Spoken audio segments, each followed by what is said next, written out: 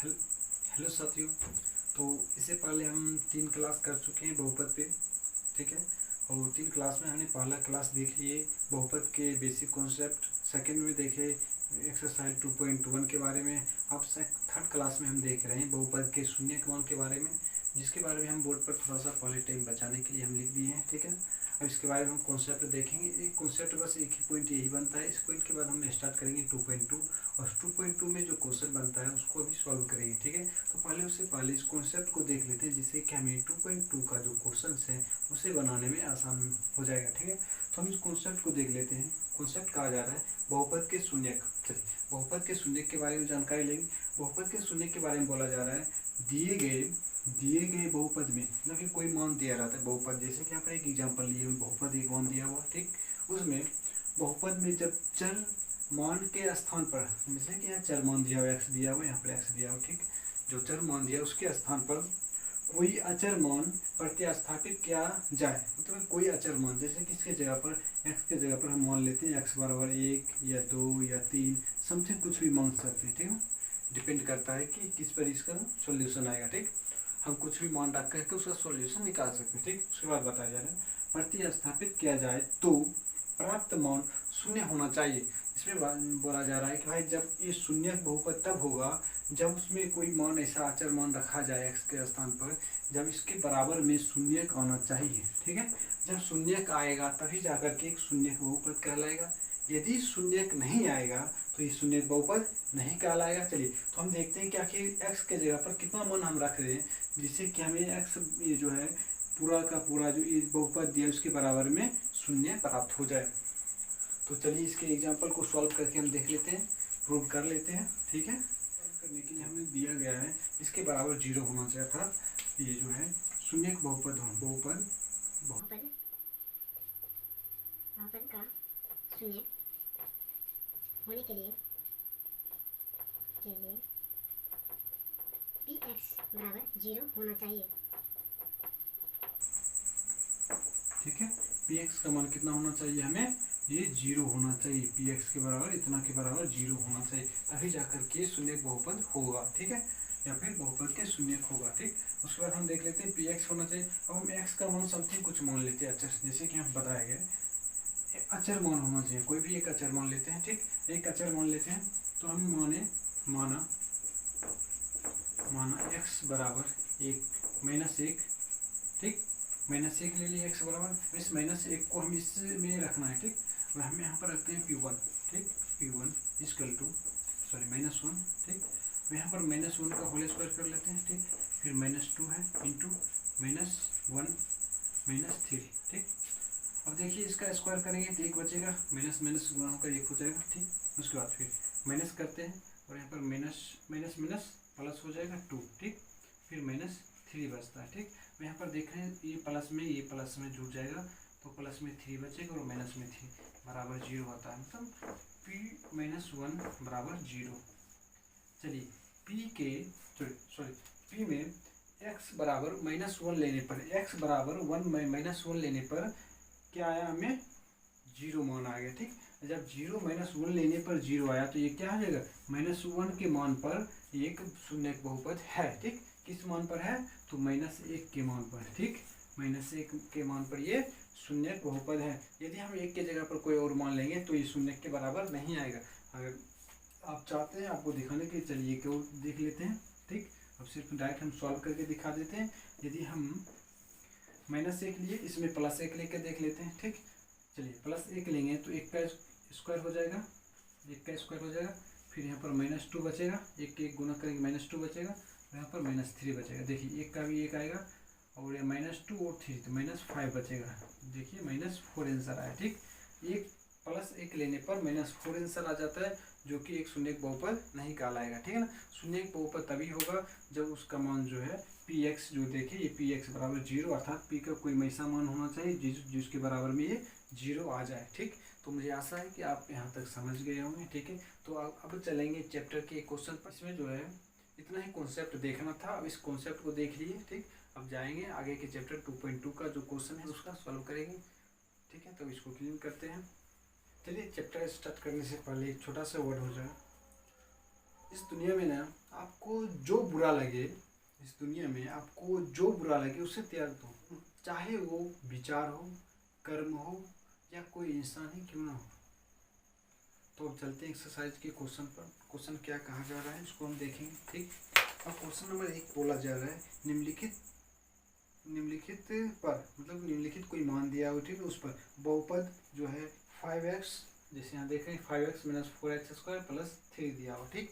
इस पर जो है ये सभी मान रख करके इसका जो शून्य मान है, जो भी मान है उससे निकालना है, ठीक। जिस तरह से हमने एक एग्जाम्पल में बताए थे, x बराबर रखेंगे 0 रख सकते हैं, -1 रखेंगे, 2 रखेंगे, इस सभी का मान निकाल करके इसका मान निकालेंगे कितना मान आता है, क्या 0 पर कितना मान आएगा, -1 पर कितना मान आएगा, और 2 पर कितना मान आएगा, इसे ही ज्ञात करना, ठीक है। तो हम इसमें एक एग्जांपल बता देते हैं और आप अपना खुद से जो है ना 2 इसमें से आप खुद से बना लीजिएगा, ठीक है ना।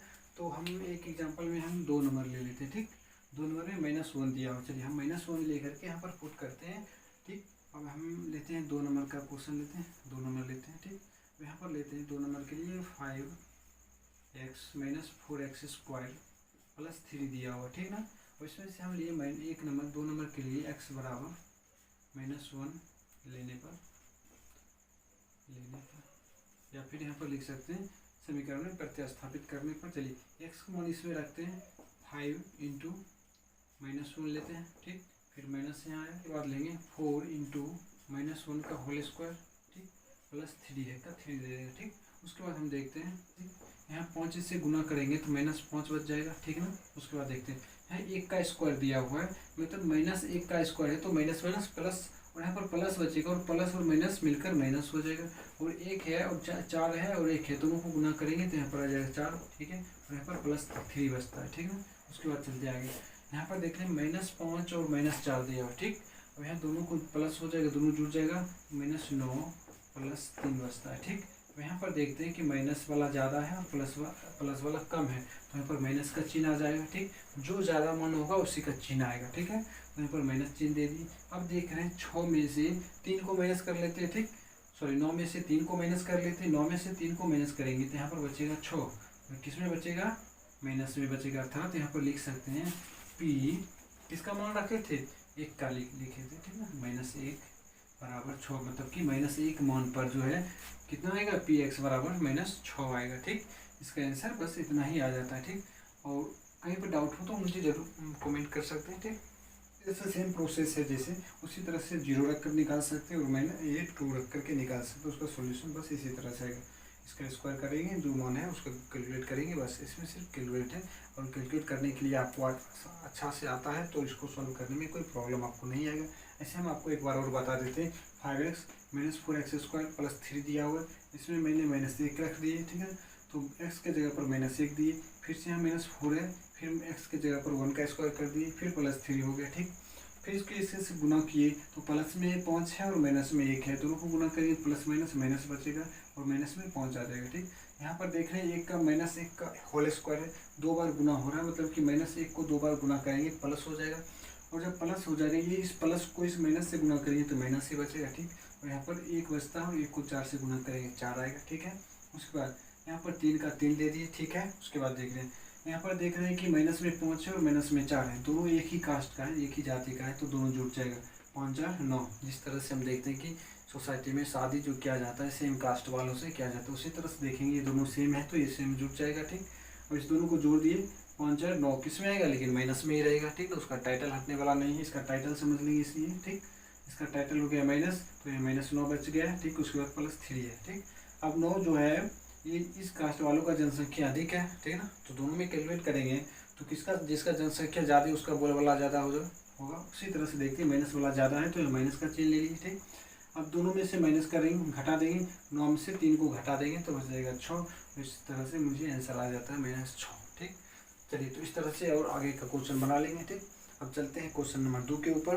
क्वेश्चन नंबर 2 कहा जा रहा है, निम्नलिखित बहुपद में से प्रत्येक बहुपद के लिए P0 P1 और P2 ज्ञात कीजिए। चलिए इसमें जो है मतलब कि ये मान दिया हुआ है, इस तरह से मान दिया हुआ है, 3 मान दिया है, उस 3 के लिए हर एक बहुपद में पुट करके निकालने के लिए बोला जाए। चलिए इसमें से एक हम सॉल्व करके बता देते हैं आपको, और दूसरा को आप खुद से कर सकते हैं, ठीक है। तो इस तरह से क्वेश्चन नंबर 2 कहा जा रहा है, ये जो मान दिया हुआ है P0 के लिए, P1 के लिए और P2 के लिए, इसमें मान पुट कीजिए, उसका सॉल्यूशन कितना आएगा ये निकालिए, तीनों को अलग अलग बार निकालेंगे। ठीक, इस तरह से हम एक क्वेश्चन को सॉल्व करके दिखा देते हैं और अगला क्वेश्चन आप खुद से कर सकते हैं, एकदम ईजी है, इसमें कुछ है ही नहीं खास। ठीक है, तो चलिए, तो हम पहले लेते हैं इसको लेते हैं। ठीक, P0 के लिए P0 रखेंगे। ठीक, P0 लेंगे तो y के जगह पर क्या आ जाएगा, 0 का स्क्वायर आएगा। ठीक, फिर से यहाँ पर 0 आएगा, फिर यहाँ पर +1 बचेगा, बराबर 1 आएगा आंसर। ठीक, ये 0 0 0 कुछ 0 का वैल्यू नहीं, P0 बराबर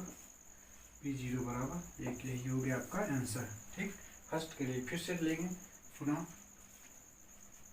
पुनः लेते हैं, P1 के लिए लेते हैं, P1 के लिए लेते हैं। ठीक, P1 के लिए रखेंगे, 1 का स्क्वायर हो जाएगा, 1 का स्क्वायर हो जाएगा, फिर से -1 है तो -1 और फिर से 1 आ जाएगा। ठीक, फिर से यहाँ पर +1 का 1 हो जाएगा, प्रश्न का। ठीक, अब देखते हैं, ये प्लस है वो माइनस खत्म हो गया और यहाँ पर बच गया अकेला बेचारा 1, और P1 के लिए मान 1 आया। ठीक, चलिए, P1 के लिए आंसर आ गया, 1 आ गया। ठीक, फिर से लास्ट देखते हैं, पुनः P2 के लिए P2 के लिए रखेंगे तो यहाँ पर 2 का स्क्वायर हो जाएगा, 2 का स्क्वायर हो जाएगा। ठीक, 2 का स्क्वायर हो गया, फिर -2 हो जाएगा और यहाँ पर +1, तो प्रश्न का हो गया। ठीक, 2 में 4 होता है और -2, और इसमें से 1 गया तो बच गया -1। ठीक, और यहाँ पर बच गया 3, तो P2 के लिए मान आया, P2 के लिए 3 मान आया। ठीक, देखिए, अब हमने यहाँ पर ठीक इसको लिए तो y के 0 के जगह पर जो y था उसके जगह 0 है, तो y के जगह पर 0 पुट किए और 1 + 1, तो 1 प्रश्न का। ठीक, उसी तरह से मान इसको सॉल्व किए तो मैं 1 आ गया प्लस में। ठीक, सेम इस तरह से फिर से 1 रखें, 1 लिए तो यहाँ पर आया। ठीक, 1 का स्क्वायर हो गया, फिर -1 आ गया, प्लस से y है -y है तो यहाँ पर -1 हो जाएगा, यहाँ पर +1 का 1, और ये प्लस माइनस दोनों खत्म हो गए। ठीक है, उसके बाद देखते हैं, इससे एक आंसर आ गया इसका। ठीक, उसके बाद 2 रखते हैं, इसका 2 का होल स्क्वायर हो जाएगा, यहाँ पर स्क्वायर है तो 2 का स्क्वायर हो गया, फिर -2 और फिर +1 हो गया। ठीक है, फिर 2 दूनी 4 हो गया। ठीक, 4 और 4 में माइनस करेंगे, इसको करेंगे 2 में से 1 बचेगा माइनस, हो गया 3 आ गया आंसर इसका। ठीक, तो ये भी सॉल्यूशन हो गया। बस सेम इसी प्रोसेस के अनुसार 1 2 3 इसका 3 आंसर आएगा। जिस तरह के 1 2 3 मान दिया, 3 आंसर आएगा। और इसमें और सभी क्वेश्चन दिया हुआ, जैसे कि इसमें 4 क्वेश्चन दिए, 4 में से 1 तो सॉल्व हो गया, 3 क्वेश्चन आपको खुद से करना है, और क्वेश्चन में कुछ खास है नहीं, बस इसी तरह से मान पुट करना है, उसका आंसर आ जाएगा। ठीक है, तो हम चलेंगे क्वेश्चन नंबर 3 के ऊपर। ठीक है, क्वेश्चन नंबर 3 कह रहा है, सत्यापित कीजिए कि दिए गए मान निम्नलिखित स्थिति में संगत बहुपद के शून्यांक है या नहीं, मतलब कि संगत पद के शून्यांक है। जब इसका मान इसमें पुट करेंगे, x का मान को इसमें पुट करेंगे तो इसका मान जो है शून्य का आता है या नहीं आता है। ठीक है, अगर शून्य का आता है तो हाँ लिखेंगे, नहीं आता है तो नहीं लिखेंगे। ठीक है, तो हमें शून्य के बारे में यहाँ देखना है। ठीक, अब यहाँ पर देख लेते हैं, जैसे कि यहाँ पर दिया P एक नंबर क्वेश्चन है, Px = 3x + 1, इसके लिए दिया हुआ है x का मान लीजिए -1/3। क्या x का मान 1/3 लेने के बाद इसका मान शून्य का आता है या नहीं आता है? अगर आता है तो हम लिखेंगे हाँ आता है, नहीं आता है तो हम लिखेंगे नहीं आता है। ठीक है, बस इतना ही करना है। ठीक, तो चलिए हम लिखते हैं सॉल्यूशन में, सॉल्यूशन लेते हैं इसका। ठीक, सॉल्यूशन में देख लेते हैं, P -1/3 लेते हैं। ठीक, P -1/3 लेते हैं तो यहाँ पर देखा जा रहा है कि 3 की जगह पर हम लिख सकते हैं इंटू -1/3। ठीक है, उसके बाद फिर +1 में दिया हुआ। ठीक, और यहाँ प्लस है और माइनस को गुना करेंगे तो माइनस आएगा। उसके बाद देखते हैं 3/3 आ गया, मतलब ये दोनों कट जाएगा। ठीक, और फिर +1 बचता है, यहाँ कटने के बाद बचता है -1। ठीक, यहाँ पर +1 बचता है, ये भी कट जाएगा, बराबर 0 आ जाता है। ठीक है, तो मतलब हम देख रहे हैं कि P -1/3 के लिए 0 प्राप्त हुआ, मतलब P -1/3 बराबर 0 प्राप्त हो गया। इसका मतलब इसको लिखेंगे हाँ, बस इसको बस हाँ दे देना आंसर, बस ये हो जाए। ये जो है एक शून्य मान है। जिस तरह से प्रश्न कहा जा रहा था कि किस स्थिति में संगत बहुपद में शून्यांक है या नहीं है, तो यहाँ पर देख रहे हैं ये जो है एक शून्यांक हो गया। ठीक, यहाँ पर शून्यांक है तो इसमें हाँ लिख दिए, बात खत्म है। उसमें से कोई ऐसा क्वेश्चन होगा जो कि नहीं है। ठीक, तो चलिए इस तरह से अब लास्ट क्वेश्चन है चैप्टर का 4 नंबर क्वेश्चन, इसको भी सॉल्व कर लेते हैं। तो 4 नंबर क्वेश्चन कहा जा रहा है, निम्नलिखित स्थिति में से प्रत्येक स्थिति में बहुपद का शून्यांक ज्ञात कीजिए। मतलब कि बोला जा रहा है इसका शून्यांक ही ज्ञात कीजिए, मतलब इसके बराबर में 0 ही होना चाहिए। ठीक है, 0 के अलावा कुछ नहीं होना, मतलब x का मान कितना आए जिससे कि इसका मान 0 होना चाहिए, ठीक है ना। तो हम देख लेते हैं 0 होना चाहिए, तो इसका सॉल्यूशन ले लेते हैं, ठीक। हमें होना चाहिए px बराबर 0। ये प्रश्न कह रहा है कि हमें शून्यांक ही होना चाहिए, दूसरा कुछ नहीं होना चाहिए। तो इसके स्थान पर लिख सकते हैं, शून्यांक होने के लिए यहाँ पर लिख सकते हैं, शून्यांक बहुपद के लिए,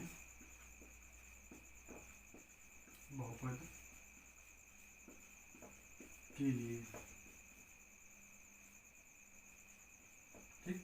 यहाँ पर आपसे पूछा जा सकता है कि भाई यहाँ px बराबर 0 क्यों लिए, तो क्योंकि शून्यांक बहुपद के लिए हमें तो लेना अनिवार्य है, ठीक है।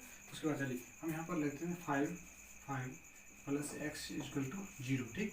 अब हमें यहाँ से प्लस में इधर लेके जाएंगे, माइनस में से x बराबर -5। चलिए ये आपका आंसर हो गया, ठीक।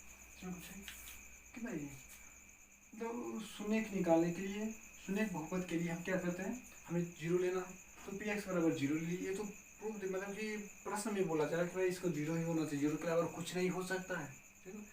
आपका नाम जो है वही रहेगा, आपका नाम चेंज नहीं हो सकता है कभी, आधार कार्ड में जो आ गया सो आ गया, बस इसका शून्यक जो है तो वही हो गया, इसमें कोई चेंजिंग आ नहीं आ सकता, ठीक। तो यहाँ पर 5x बराबर 5 प्लस x बराबर 0 ले लें, ठीक। अब इसको प्लस से उधर लेके गए माइनस में, बस हो गया x बराबर 5, मतलब कि 5 इसके मान रखेंगे, x बराबर 5 रखेंगे, इसका मान 0 का आ जाएगा। इसी तरह से क्वेश्चन नंबर आगे देख लेते हैं, थोड़ा सा जो टफ हो सकता है आपके लिए। जैसे कि हम ले लेते हैं क्वेश्चन नंबर 6 या 4 लेते हैं, ठीक। 4 लेते हैं आपके लिए, चलिए 4 लेते हैं। उसके बाद आप खुद से सॉल्यूशन कर लीजिएगा इसका, ठीक।